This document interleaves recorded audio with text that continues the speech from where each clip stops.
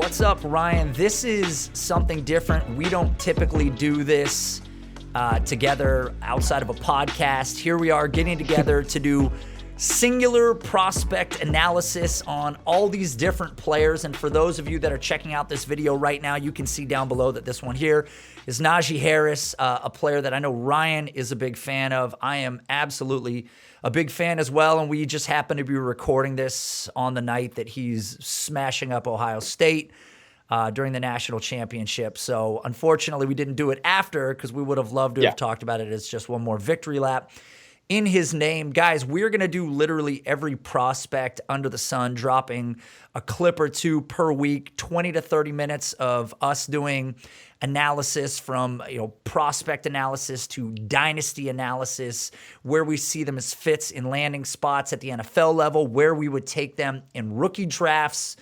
And we're just going to dispel all the rumors, all the bad takes, all the bad narratives, all the overarching smoke that's being blown up everybody's ass right now about every prospect in the world, because it's very early, but everybody's jockeying for pole position right now, Ryan. Is that true?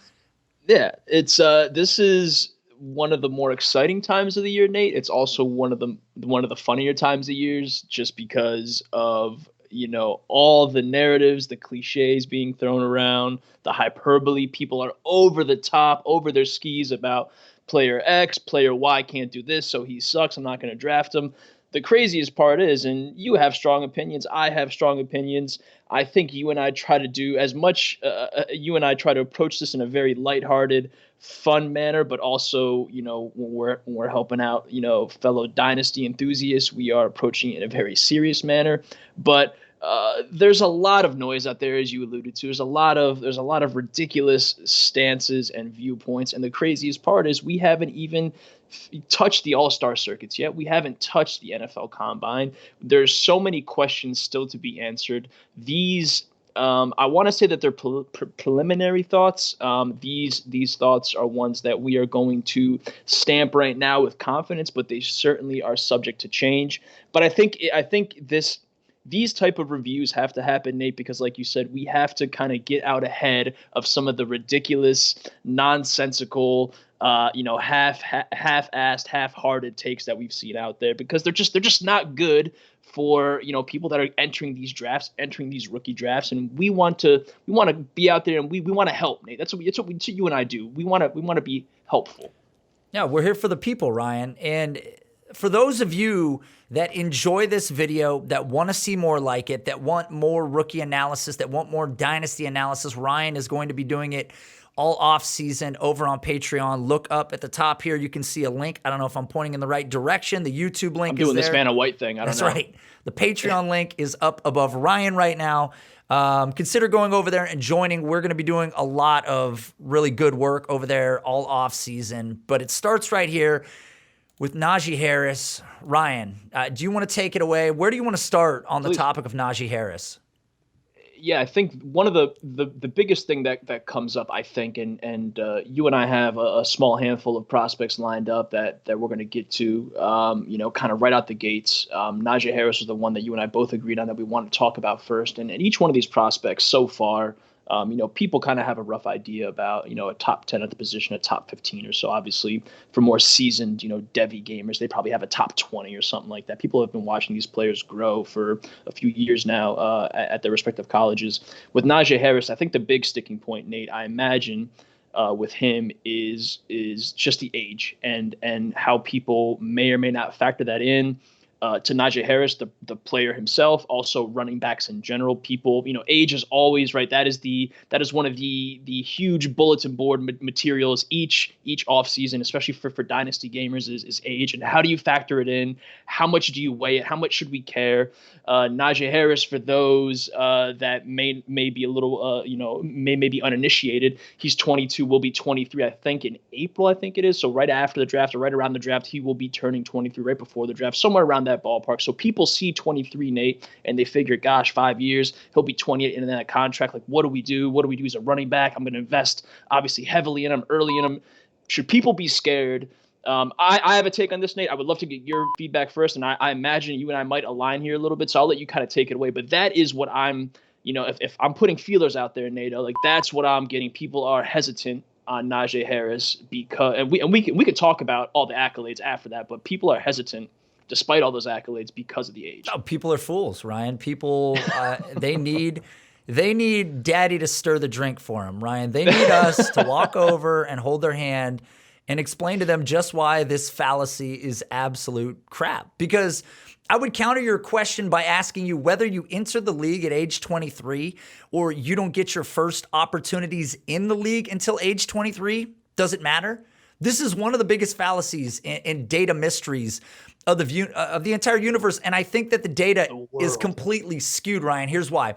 Because most of the highly talented running backs, AKA the ones that you would want in fantasy, are exiting college as underclassmen. We already know that. It's not very often, unless this case right here, where these players are returning to college as seniors, which means they're going to be older by the time they hit the NFL level. So the data is going to show you that more frequently, these younger players that enter the league are more successful. And they're right. Right? They're right. Because my hypothesis, Ryan, is that if Saquon Barkley and Dalvin Cook and Christian McCaffrey and Alvin Kamara had stayed back to play their senior season at college and entered the league at age 23, they would still be elite at the NFL level. So I think the whole age argument that he's 23 is one of the more absurd levels of analysis and needs to be thrown out because the data is skewed by the fact that good players leave early, Ryan. Do you agree with that? 100%. And we often talk about whether we're talking about the wide receiver age apex or we're talking about the running back age apex, really from out of our running backs. And I tweeted about Najee Harris got a month or so ago and had a bunch of people swarming the mentions. Oh, the age, you worried about the age? And Ryan McDowell, legendary dynasty gamer Ryan McDowell, man, jumped in and basically explained, as you did in greater detail, but Ryan's quick reply was basically that we just want to ride these running backs, these dynasty running backs, for their first contract. If you get to hold on to a truly elite talent and you get a second contract out of them, that is a godsend. But most of the time, man, we're talking about towards the end of these elite players' first contracts, you're looking to flip and move on anyways. You get a Najee Harris, 22, 23, whatever age he is, don't let that scare you away from getting him, ascending 23, 24, 25, and then just simply moving on from him. You know what I mean? I think with the running back position, that's how you got to play it. You shouldn't get so held up for the reasons that you outlined, the reasons that Ryan, the reasons that I'm outlining here. I mean, again, this is just something that's going to be so overblown and over-exaggerated from now until the draft, unfortunately.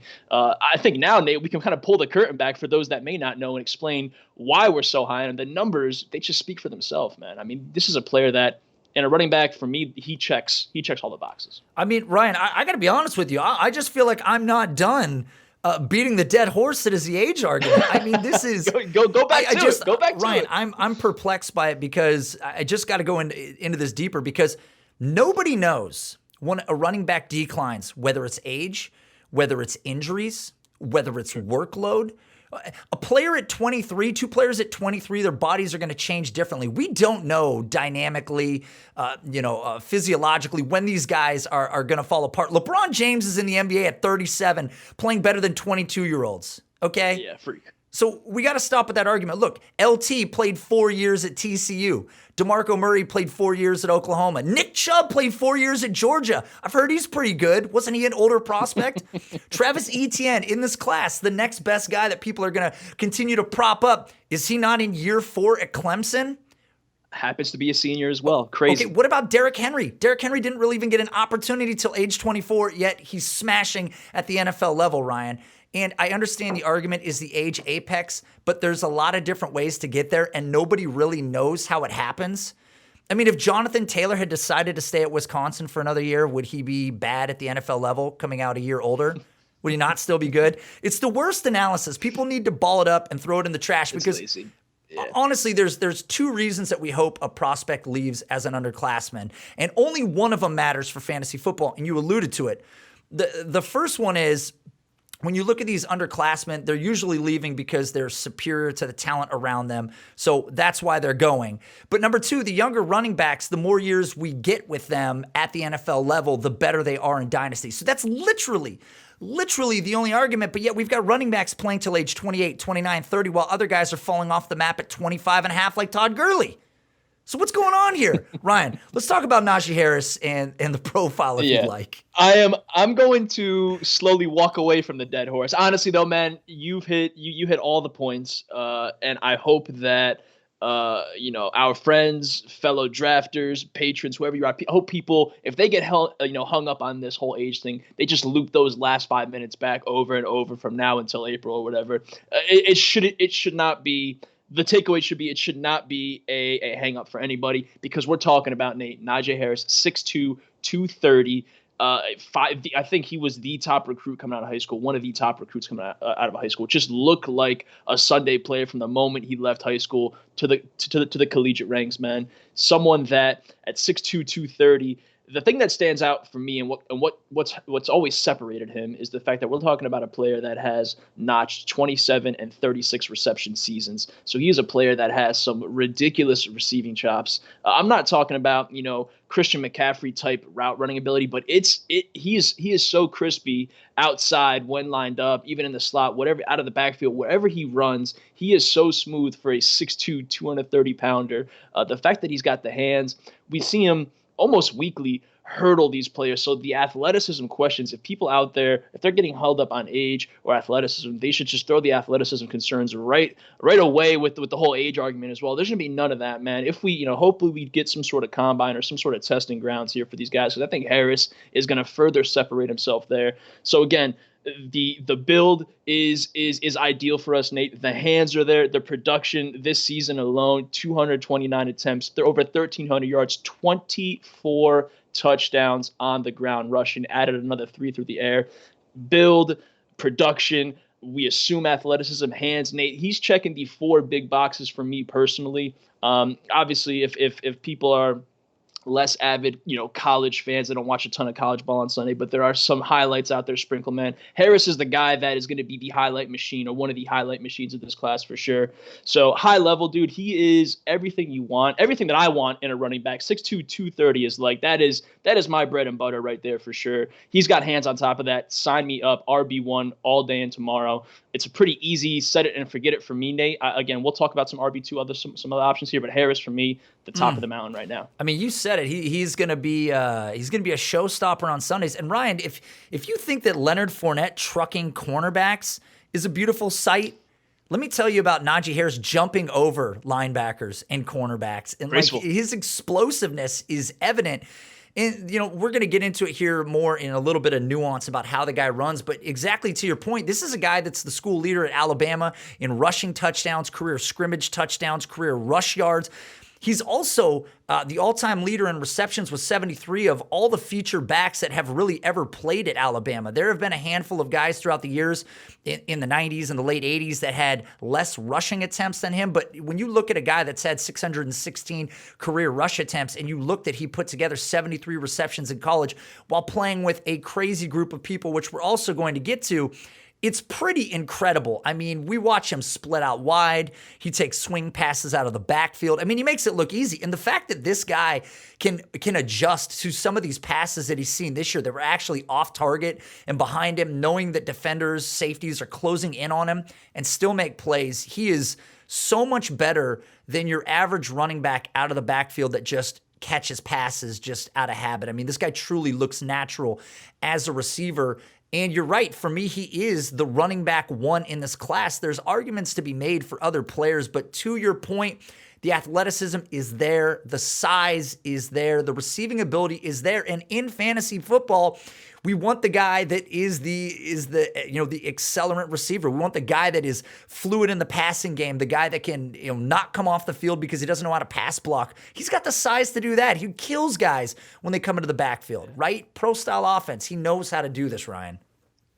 2017 class, I just want to clarify so I don't have people jumping in my mentions talking about how I misspoke or something. So he was the number 2 overall recruit for the 2017 class. He was the number 1 running back recruit. Fun fact that the number 2 running back recruit is a guy named Cam Akers.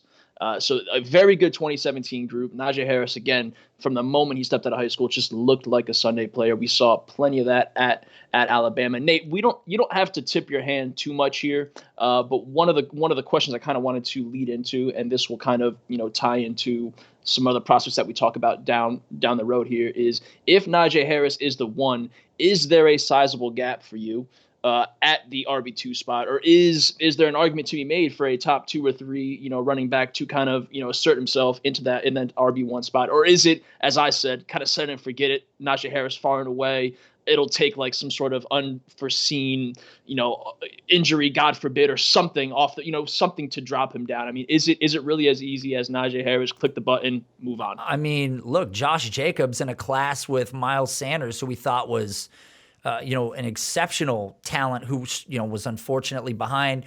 Saquon Barkley posted these insane numbers while Josh Jacobs had not so pretty numbers, and Jacobs still went 101 in mini drafts. I think that Najee Harris checks so many boxes. I think if we see him at the combine, short of the worst athletic measurables we've ever seen, I can't imagine that anything happens other than him staying locked in as the RB1. Now, with that being said, for me, a guy like Travis Etienne is the next closest player in this class. He's obviously close amongst a lot of people. I think it's close as well. But the issue for me, like it will be for you, is probably the fact that he's currently 205 pounds. Now, that's not a death sentence at the NFL level. Dalvin Cook's 210. Christian McCaffrey weighed in at 202. We know it's possible, but the difference where Etienne gives you better speed and dynamism in the receiving ability and some impressive contact balance, which is truly his calling card, Harris does all that while being 20 pounds heavier. You know what I mean? The way he gears up and gears down behind blockers. He's got one-cut ability when he's squared up with defenders. And honestly, like, the one word that truly sums him up is suddenness. And we watched it in this game too. That guy, the way that he moves, like in I can't even explain it perfectly, but the way that he moves is so syncopated behind blockers that you find him constantly falling forward, man. I mean, he really is great at this size. And you don't want to play this game where you go, well, Travis Etienne's going to be faster, because we know he's going to be faster if they test. I mean, we know he's going to be faster. But the fact that you're getting this ability built into a guy that's just got the size for the NFL game is so impressive, Ryan. I mean, do you feel the same way when you see Najee on tape? Yeah, it's just he has always stood out to me. Just again, all the points that you've hit on, that I've kind of highlighted. Just he just seems, every so often in these rookie classes, we get players that, again, drafting is inherently hard as hell. I'm not trying to undersell that, but every so often we get some players, whether at the running back spot, the wideout spot, tight end, whatever, where it just seems pretty straightforward. You could be a numbers guy, or you can be a tape guy, or you can be somewhere in between. And you just watch these players or scroll through the logs, you run your metrics or your analysis, whatever path you go down. Sometimes players are just easy. They just kind of present themselves to you. Najee Harris, to me, seems like a pretty easy, straightforward evaluation. To answer my own question before, as far as how far and away, has Najee separated himself, I think he is the one. I'm pretty confident in that ranking. I'm pretty confident, as you are, like you said, that he's going to stay there. I will say Etienne does fall in place too. And another guy that I'm excited to talk about down the road here with you is North Carolina's Javonte Williams, who I said, if there was a lot of conversation about there being a big two for this year's running back class between Harris and Etienne, I think Williams is kind of that next guy that really might force the issue and make it a big three. I'm not saying that Williams it would be my RB1, outside of him blowing the doors off of a combine or something like that. But I think that there is a really strong group of 3 backs in this 21 rookie class. I'm very happy to put Harris out in front of him, but I really like these top 3 players for sure. Can I stir the pot a little bit? Please. Can I be the rooster in the hen house? Can I do that? Little rooster in the hen house. Look.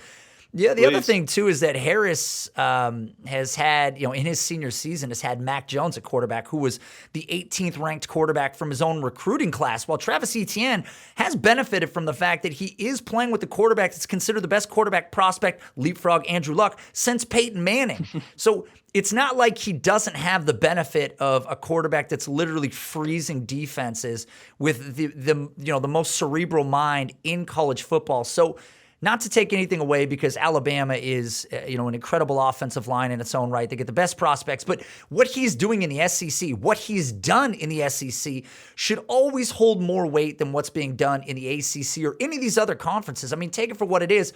When we get done with draft day, Ryan, when day one's over, there are so many SEC guys that end up as selections defensively, and these are the guys that he's going up against every week. These are the guys he's making miss. These are the guys that he's knocking over. These are the guys that he's jumping over, Ryan. So go ahead.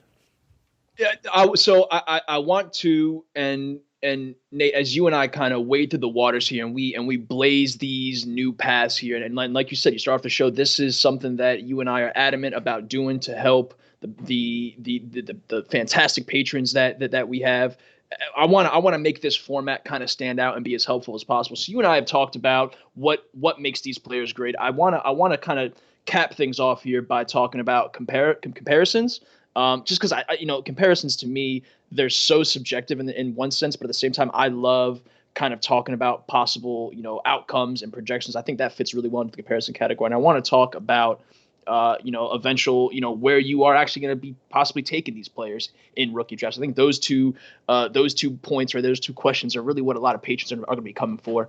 So Nate, comparison wise, do you have a comparison for Najee Harris? I got a name that I'm going to throw out there after you talk maybe for a little bit here that I don't think I've seen talked about too much. And I will caveat all this by saying, again, comparisons are inherently subjective. People kind of throw them out, whether they're production type comparisons, whether they're body type, athletic comparisons, whether they're, future projections as far as what they could do at the next level rolled all into one. People go very, very different routes with them. So I don't know kind of where you fall in the projection world of things, or comparison world of things. Are you a fan of comparisons? And do you have a comparison for Najee Harris? I don't think that I was thinking about this earlier today. I really hate comps because what people tend to do with comps is people tend to go with like the most absolute best player that they can think of. Like Hall of Fame player, right? Yeah, exactly. Yeah, right. Like you never see a comp that's to a guy that you just really, you're like, wow, did you just bring up Lendale White? That guy's mediocre as hell. Like, he's mediocre as hell. Like, no one does that. It's not fun. It's not exciting. It's a death sentence. Daniel Jeremiah had one that was really interesting because I don't think that they're necessarily one for one when you talk about them physically, but Matt Forte is kind of an interesting name that he brought up. Just the slick pass catching ability. And if people remember Forte at the NFL level, I mean, this guy was an absolute league winner. I've heard that a couple times. That one's been really tough to get out of my head, to be honest with you, even though they don't share some of the same like physical grinding parts of their game. Just that slickness and versatility is something that stuck out. Is there a name that you said you have one that's hush hush? It's it's hush hush because I know when I totally agree with you. I think comparisons for the most part are just, they're just headline grabbers. They're just attention grabbers. They're just names that throw out there. And I will say people do have an eye for this stuff. And there is an art behind it. And sometimes when you're like, man, that just makes so much sense. Those are probably few and far between, but there are ones that when they hit, they're awesome. The one that I have been thinking about more and more here, and I haven't shared it because it's only like kind of a certain part of his game. But when I see Harris, out of the backfield with his hands, and I keep coming back to the pass catching ability, but I see Le'Veon Bell with his hands and just his ability to split out wide, to do certain things in the passing game. That is very reminiscent of kind of peak Bell to me. Bell was 6'1", 230. Again, we talked about Najee Harris, 6'2", 230 plus. Bell's calling card, right, was always that just hesitation, that patience in the backfield. I don't think Harris has that. Very few backs do have that ability. So many tried, I think, to replicate Bell's style, and it just hasn't been the same. But I think, Harris as a pass catcher and someone that, for fantasy purposes, that is going to hopefully have a high floor because of his ability as a pass catcher. To me, there's a lot of Le'Veon Bell to his game. I'm not saying that's a one for one. I've seen a ton of Forte, which I think makes a ton of sense. I've seen a lot of Steven Jackson, which I think build wise and kind of, maybe more running style wise, that kind of makes sense. So Harris is probably going to be one of those Franken type comps where you got, people are kind of pulling different parts and elements of different players' games and kind of making it that one, which again kind of defeats the purpose of a one for one comparison. But again, that's where people kind of have a little bit of fun with this. So we've got all that out of the way. Like we've talked comparisons, we don't like them, we like them. We talked about ability, production, box score, build, all this stuff, high school pedigree. We talked about it all. Landing spot.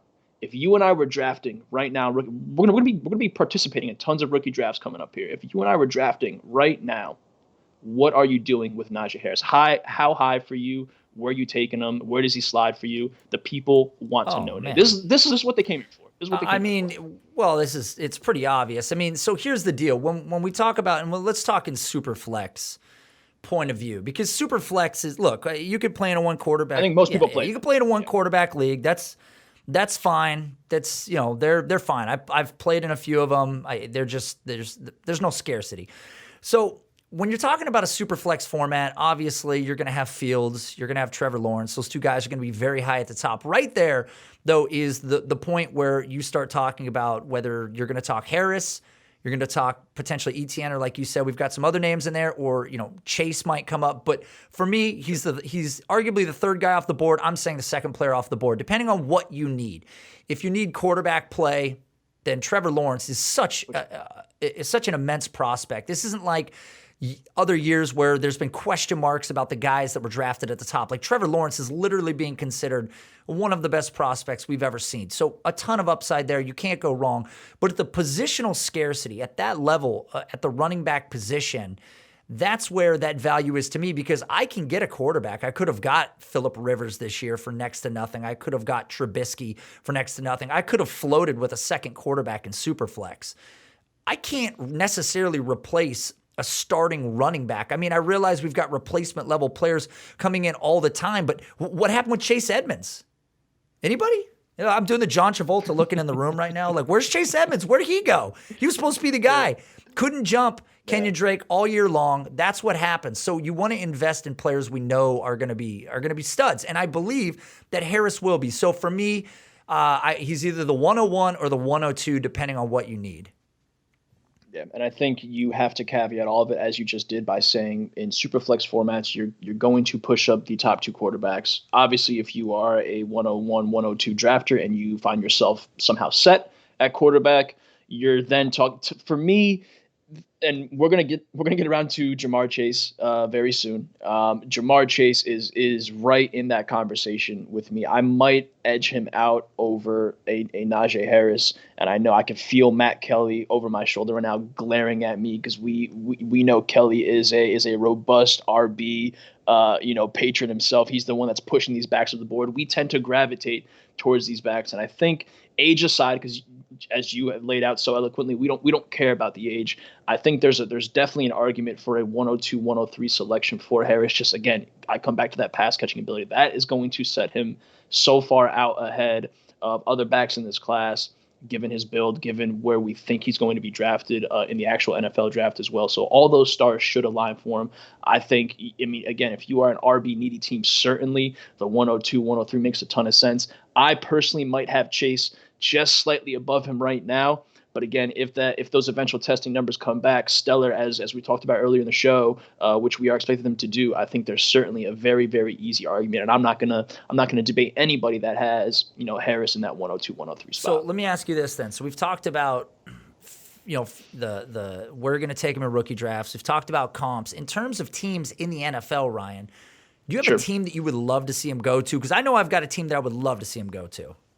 Yeah, well, give me your team first, because you seem to be locked in here, and I'm gonna give you the two that I've kind of been playing around with. I'm thinking maybe one of them might overlap with the one that you are going to share right here so passionately. Dude, I'm absolutely committed. I'm totally committed. Well, I mentioned a player just a short bit ago that has not been the player that we thought he was. 26 and a half years old, Todd Gurley is flopped immensely this year, and the Atlanta Falcons seem like maybe the perfect fit for a guy like this, a team that's had a bruising runner in the past, whether it was Michael Turner, Jamal Anderson, or whatever. We've seen him late career. Steven Jackson was there. Yes, we've seen all these guys. I mean, we've seen him with Warwick Dunn. We've seen him with Devonta Freeman. We've seen different players in there, but he just seems like the Atlanta Falcons have always had that three-down playmaker, that guy that they could leave on the field. We rarely know these backup running backs in Atlanta short of an injury.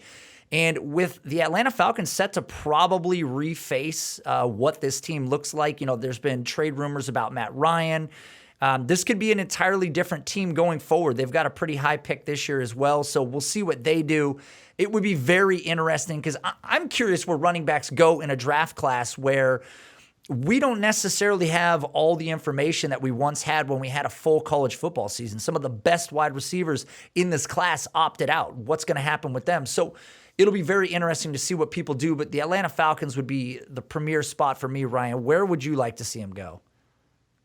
I've seen a lot of in our boy Ray GQ, man. He's been on just the Najee Harris feels like a Pittsburgh Steelers, bandwagon. Like that's been his push. I can, aesthetically and just play style wise, I get that. I'm not sure what happens with James Conner. I think Pittsburgh may or may not make a ton of sense. The one team that I kind of have been thinking about, and it's not, again, by no means a sexy location, and there's so many questions there, but what do the New York Jets do with their backfield? Frank Gore, and just they had Samaje Perine for a little bit, and, it's just, or not Samaje. Who the hell's the rookie that totally botched? Yeah, LaMichael Perine, the one that he used to do with the Bobcats, right? That's him. Bobcats, yeah. So Perine, they have aging Frank Gore. I'm throwing out locations here. The Jets, by no means are they like a sexy landing spot. There's been a ton of jokes about like, do like the Seahawks just keep drafting running backs, dude? Again, I'm gonna get those Seahawks jokes off as much as possible. I don't think that's a possibility here. But I'm scrolling down the player profile dynasty rankings here. I'm just looking at different teams and kind of what they currently have running back wise. I think the Falcons make a ton of sense, as you alluded to. I think the Jets are a team that I think certainly is going to have some sort of need out of the backfield as well. And again, I think Harris might be, could be a early day 2 type of selection eventually, or maybe sneak into the top 32 depending on that combine. So I think the Jets and the Falcons would be the two that kind of stick out to me. What can I say, Ryan? Najee Harris, running back 1 in this class. There's a gap lock it up to the next running back. We like him, but he's not Najee Harris.